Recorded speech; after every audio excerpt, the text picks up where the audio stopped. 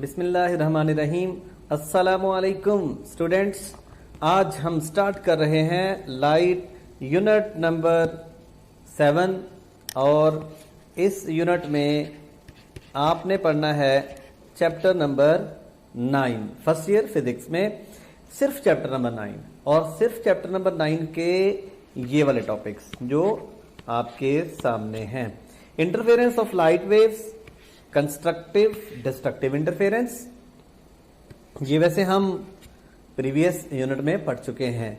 Young double slit experiment, ये एक important topic है और इसमें से क्वेश्चन आएगा, कंफर्म बात कर रहा हूं। और डायफ्रैक्शन यानी बेसिक प्रिंसिपल और डायफ्रैक्शन ग्रेटिंग। तो स्टार्ट करते हैं लाइट की इंट्रोडक्शन से। So introduction of light. Light क्या है? Light is a form of energy. जैसे sound is form of energy, sound एक वेव है, सिमिलरली लाइट भी एक वेव है और एनर्जी की फॉर्म है। हम लाइट को देख नहीं सकते। Light produces sensation of vision.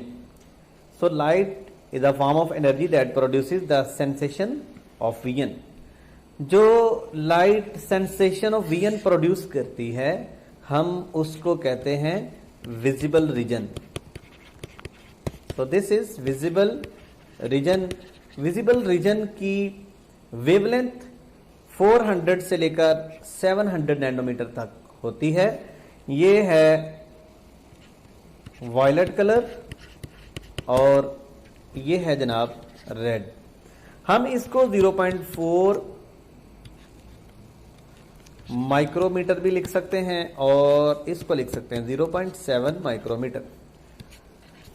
Micro है 10⁻⁻⁶, तो 10⁻⁻�6 एक ऑर्डर है।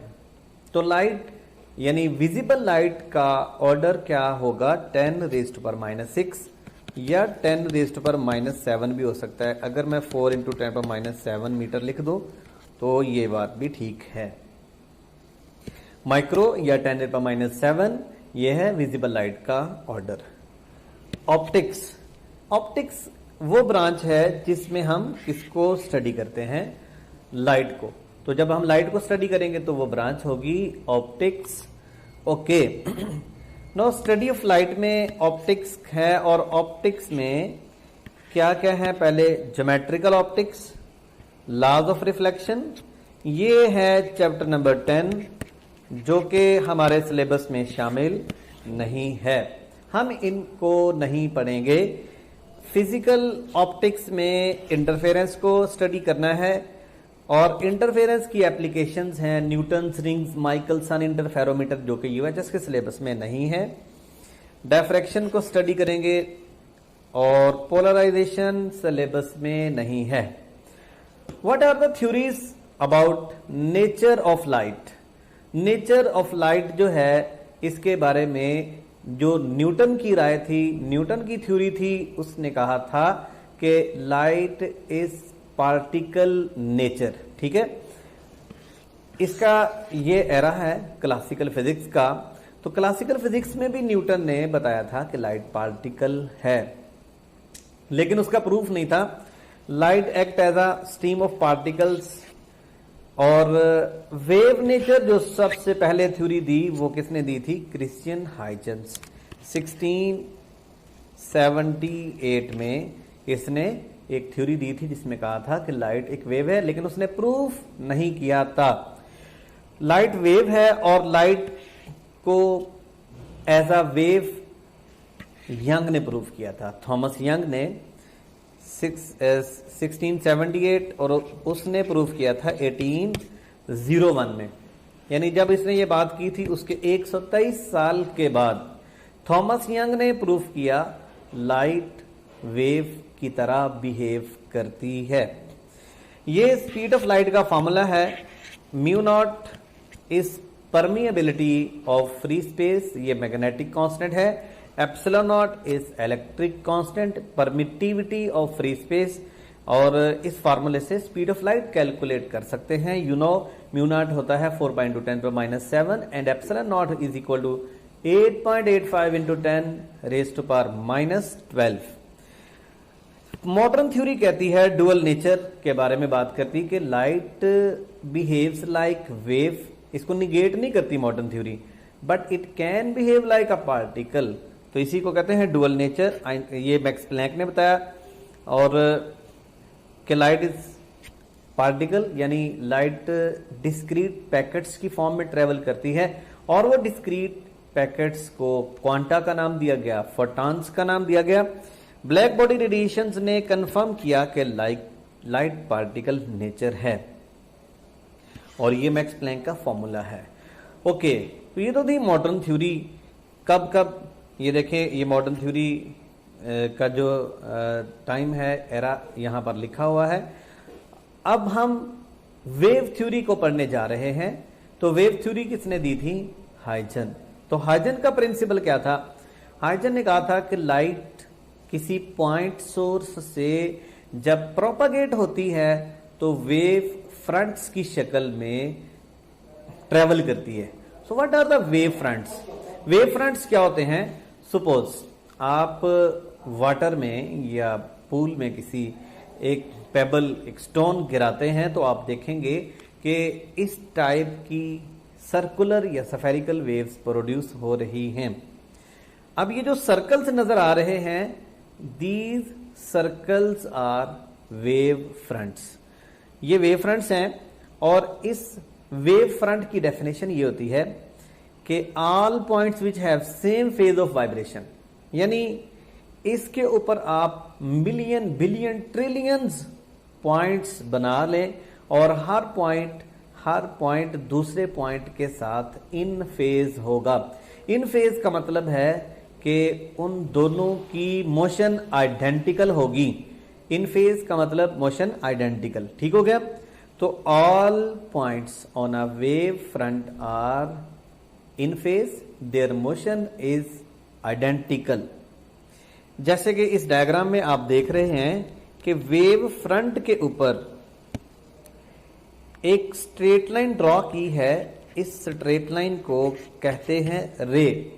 सो ray of light is normal to wave front. ये है रे और ये है वेव फ्रंट। दो वेव फ्रंट के दरमियान कंसेक्टिव डिस्टेंस एक वेवलेंथ के इक्वल होता है। अब ये जो वेव फ्रंट्स हैं, इनकी कितने टाइप्स हैं? स्फेरिकल वेव फ्रंट्स भी होते हैं, सिलेंड्रिकल वेव फ्रंट्स भी, और प्लेन वेव फ्रंट्स भी होते हैं। यहां करेक्शन कर लें। सो set of points determining surface of sphere, set of points determining surface of cylinder, a small part of spherical or cylindrical wavefront is called plane wave front। ये source है। Suppose सन की बात कर लें, ये सन है। तो सन से लाइट ट्रेवल करती है स्फेरिकल वेव फ्रंट्स की फॉर्म में। ये है स्फेरिकल वेव फ्रंट्स। अब हम यहां पर हैं और ये है हमारी अर्थ। अब ये जो वेव फ्रंट्स इस तरह से प्रोड्यूस होते हुए यूं आएंगे, तो अर्थ तक इस वेव फ्रंट का एक स्मॉल सेगमेंट पहुंचेगा। So this small segment is a plane wave front.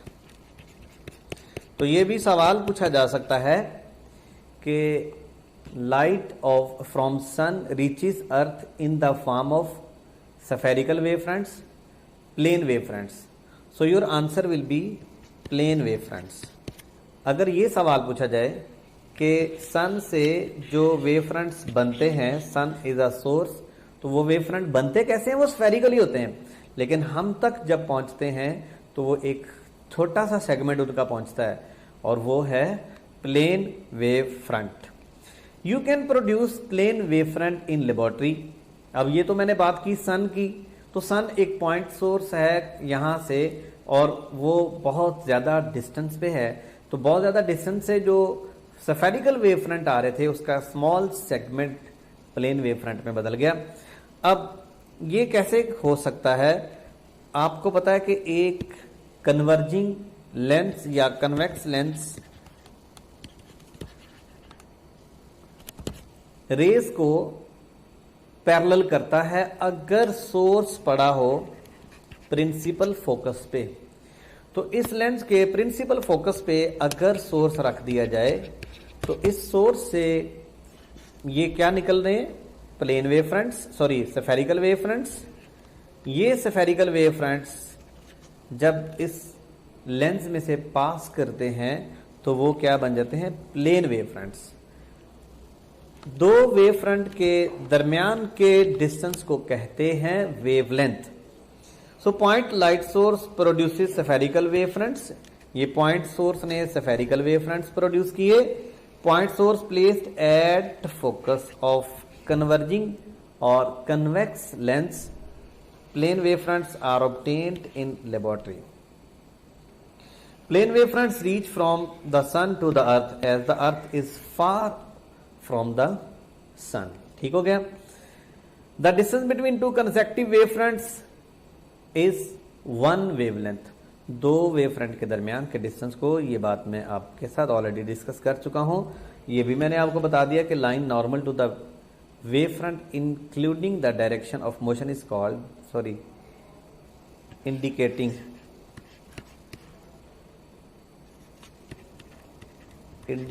The direction.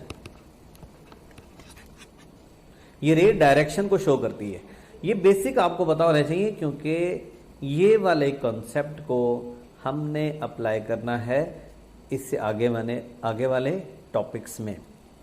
The रे of light of course perpendicular. ये क्वेश्चन इस तरह का पूछा जा सकता है जैसे अभी तक मैंने आपको पढ़ाया। इसी तरह से लेजर से आपको पता होगा कि लेजर से जो लाइट निकलती है वो होती है पोलराइज्ड। पोलराइज्ड का मतलब होता है सिंगल प्लेन।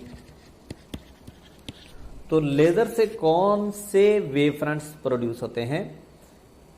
सिंगल प्लेन वाले, और डेफिनेटली वो प्लेन पोलराइज्ड लाइट होती है और वो प्लेन वेव फ्रंट्स की फॉर्म में ट्रेवल करती है। What is Huygens principle? Huygens ने लाइट के ट्रेवल करने का एक इमेजिनरी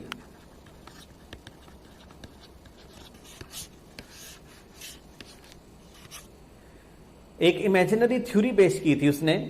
ये जो वेव फ्रंट है ना, ये एक्चुअली कुछ नहीं है, ये बिल्कुल ऐसे ही है जैसे आप एक चार्ज के सराउंडिंग में इलेक्ट्रिक फील्ड लाइंस बनाते हैं। वो electric field lines direction show करती है कि इस डायरेक्शन में फोर्स लगेगी अगर कोई और चार्ज उस फील्ड में आएगा। तो इसी तरह से ये लाइट के फैलने को, स्प्रेड होने को शो करते हैं वेव फ्रंट्स। यानी एक थ्योरी उसने दी थी और ये वेव फ्रंट्स एक्चुअली इमेजिनरी हैं। Every point on wave front acts as a source of secondary spherical wavelets. For example इस डायग्राम में आप देखिए, ये है एक वेव फ्रंट। इस वेव फ्रंट के ऊपर ये मैंने कितने पॉइंट बनाए हैं? 4। एक्चुअली ये 4.4 बिलियन भी हो सकते हैं, 4 बिलियन 4 ट्रिलियन भी हो सकते हैं। इतनी सी जगह पे जितने मर्जी पॉइंट ले लें, लेकिन हर पॉइंट दूसरे पॉइंट के साथ होगा इन फेज। इस एक्चुअली सोर्स कहीं यहां पे है, ये है सोर्स, एक्चुअल सोर्स ये है, यह है एक्चुअल सोर्स। अब एक्चुअल सोर्स से ये बना वेव फ्रंट। इस वेव फ्रंट के हर पॉइंट को कंसीडर किया जाएगा एज अ सोर्स। जब इसको सोर्स समझेंगे तो ये क्या बना? Secondary wavelet. ये इसको सोर्स मानते हुए ये इसका सेकेंडरी वेवलेट, इसका सेकेंडरी वेवलेट, ये इसका सेकेंडरी वेवलेट, ये। अब ये थे वेवलेट्स। अगर हम नेक्स्ट वेव फ्रंट बनाना चाहते हैं तो टेंजेंट ड्रॉ करें, यानी टेंजेंट इनवेलप बनाएं इन तमाम के साथ। टेंजेंट आपको पता ना, एक स्ट्रेट लाइन होती है ये इसका टेंजेंट, ये इसका टेंजेंट, ये तमाम टेंजेंट्स को मिलाएंगे तो न्यू वेव फ्रंट बनेगा। तो ये है, मैंने इसी को यहाँ पर लिख दिया है, which propagate in forward direction with speed of light, position of new wave front is tangent envelope to all the secondary wavelets. Radius of hemisphere, ये जो सफियर बन रही है इसका रेडियस कैसे कैलकुलेट करेंगे? सपोज ये रेडियस है, तो रेडियस एक डिस्टेंस है ना, ये है डिस्टेंस, तो डिस्टेंस का फॉर्मूला होता है वेलोसिटी इनटू टाइम। तो लाइट की स्पीड है, ये वेलोसिटी है c, और डेल्टा टाइम उसको लगता है एक वेव फ्रंट से नेक्स्ट वेव फ्रंट तक जाने के लिए। There is an infinite number of secondary wavelets. क्यों? क्योंकि मैंने आपको बताया कि ये जो पॉइंट्स हैं ये 4 मिलियन भी हो सकते हैं, 4 बिलियन, 4 ट्रिलियन, यानी इतने ज्यादा जितनी आपकी सोच है बनाए जा सकते हैं। तो इन्फिनिट पॉइंट्स बनेंगे, इन्फिनिट वेवलेट्स बन सकते हैं। ठीक हो गया? ये था स्फेरिकल वेव फ्रंट और ये है plane wave front. Now we will discuss what is interference. Interference, superposition of two light waves of same frequency, same amplitude, propagating in the same medium along same direction। हम इसको already पढ़ चुके हैं previous lecture में, और ये conditions इसलिए दोबारा आपको बता रहा हूं कि YDSE young double slit experiment में और डिफ्रैक्शन में मैंने आपको जब टॉपिक पढ़ाना है इंटरफेरेंस या डिफ्रैक्शन, तो ये जो इंटरफेरेंस का बेसिक प्रिंसिपल है ये अप्लाई होगा। तो इसको याद रख लें। इंटरफेरेंस कंस्ट्रक्टिव कब होती है? जब दो वेव्स इन फेज हों, उनके दरमियान path difference integral multiple of lambda हो, और उनके दरमियान फेज डिफरेंस कितना हो? n into 2π। इसी तरह से डिस्ट्रक्टिव इंटरफेरेंस के लिए अगर odd integral multiple of lambda by 2 हो, और odd integral multiple of lambda by 2 या फेज डिफरेंस की बात करेंगे तो 2n+1 into pi, this is phase difference. ऐसे दो पॉइंट जो आउट ऑफ फेज होंगे दो वेव्स के ऊपर, वो क्या करेंगे? Destructive interference. जहां पर कंस्ट्रक्टिव इंटरफेरेंस होगा वहां पर इंटेंसिटी बढ़ेगी, जहां पर डिस्ट्रक्टिव इंटरफेरेंस होगा वहां पर क्रस्ट पे ट्रफ फॉल करेगा, they will cancel the effect of each other. हमारा टॉपिक इंटरफेरेंस नहीं है बल्कि है डिटेक्टेबल इंटरफेरेंस। हर इंटरफेरेंस डिटेक्टेबल नहीं होती, पहली बात। बाज़ औक़ात इंटरफेरेंस हो रही होती है लेकिन हम ऑब्जर्व नहीं कर सकते, डिटेक्ट नहीं कर सकते। तो डिटेक्शन करने के लिए कंडीशन ये है कि light should be monochromatic, having single wavelength, coherent source, having constant phase difference. अब कोहेरेंट का मतलब क्या है? Constant phase difference. For example,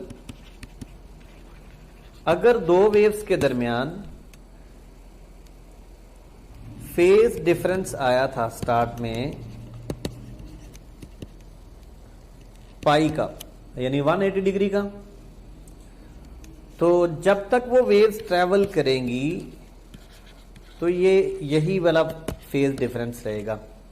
यानी फेज डिफरेंस ऐसा नहीं है कि स्टार्ट में फेज डिफरेंस था पाई का 180 डिग्री का, कुछ देर के बाद वो फेज डिफरेंस 90 डिग्री का हो गया, वो फेज डिफरेंस 270 डिग्री का हो गया। ये फेज डिफरेंस अगर बदल गया तो वो कोहेरेंट नहीं होगी। अब मसला ये है कि कोहेरेंट वेव कैसे प्रोड्यूस करवाई जा सकती है। इसलिए हमारे पास दो तरीके हैं। एक तो हम ये कर लें कि टू डिफरेंट सोर्सेस जो दोनों मोनोक्रोमेटिक लाइट प्रोड्यूस करवा रहे हो। फॉर एग्जांपल, एक सोर्स है जो रेड प्रोड्यूस करवा रहा है, दूसरा सोर्स भी रेड प्रोड्यूस करवा रहा है, तो ये है तो मोनोक्रोमेटिक, लेकिन जरूरी नहीं है ये कोहेरेंट हो। क्यों? क्योंकि ये वाली लाइट जिस सोर्स से आ रही है और ये वाली लाइट, सोर्स क्या है? फॉर एग्जाम्पल एक लाइट बल्ब है और उस बल्ब से जब लाइट एमिट होती है तो वो किस तरह से एमिट होती है, you know, due to excitation de excitation. जब हायर शेल से लोअर शेल में लाइट इलेक्ट्रॉन आता है तो ये इलेक्ट्रॉन आया तो इस तरह से ये फोटॉन एमिट हुआ। अब एक सोर्स में ये इलेक्ट्रॉन जल्दी नीचे आ रहा है, दूसरे सोर्स में थोड़ा सा लेट हो गया, क्योंकि जरूरी नहीं है कि डी एक्साइटेशन का टाइम एग्जैक्ट एक जैसा हो। ये एनर्जी डिफरेंस दोनों का एक जैसा है, ये दो सोर्स हैं, दोनों का एनर्जी डिफरेंस एक जैसा है। इसका मतलब है दोनों रेड प्रोड्यूस करेंगे, लेकिन दोनों मोनोक्रोमैटिक होगी ये जरूरी नहीं है। मोनोक्रोमैटिक में अगर तो इसने वेव को ट्रेवल करवा दिया, प्रोड्यूस करवा दिया थोड़ा सा पहले, ये थोड़ा सा लेट हो गया, तो उन दोनों के दरमियान पाथ डिफरेंस बदल जाएगा, डेफिनेटली फेज डिफरेंस बदल जाएगा, तो वो कोहेरेंट नहीं रहेगी। अब हम ये एक और कंडीशन है सेम डायरेक्शन की, सेम मीडियम हो, very close to each other. अब जरा देखिए यंग डबल स्लिट एक्सपेरिमेंट पढ़ने से पहले मसला क्या है डिटेक्टेबल इंटरफेरेंस का। डिटेक्टेबल इंटरफेरेंस के लिए मैंने आपको बताया कि ये कंडीशंस है मोनोक्रोमैटिक और कोहेरेंट। मोनोक्रोमैटिक तो आसान है, कोहेरेंट कैसे प्रोड्यूस करवाई जा सकती है, यहां पर हाइजन प्रिंसिपल की हेल्प ली गई। हाइजन प्रिंसिपल ने हमें बताया है कि ये वेव फ्रंट है, ये है वेव फ्रंट। इस वेव फ्रंट के ऊपर जितने भी पॉइंट कंसीडर किए जाएंगे वो इन फेज होंगे। इस पॉइंट को अगर मैं सोर्स कंसीडर करता हूं तो ये वेव प्रोड्यूस करेगा ऐसे, इसको मैं सोर्स कंसीडर करता हूं तो ये इस तरह से। अब जरा देखिए सेम वेव फ्रंट से आने वाली दो different wavelets, they are in phase. In phase के साथ विल रिमेन, यानी इन फेज भी हैं और कंटिन्यू करेंगी इन फेज में। इन फेज भी हैं और हमेशा इन फेज ही रहेंगी। सॉरी, ये फेज जो, हाँ, उनके दरमियान जो फेज का डिफरेंस है, ये इन फेज है दोनों, ये वाला पॉइंट से निकलने वाली ये भी, तो इन फेज रहेंगी, फेज में चेंज नहीं आएगा। इसका मतलब ये है कि कोहेरेंट प्रोड्यूस करवाने के लिए सबसे आसान काम ये है कि एक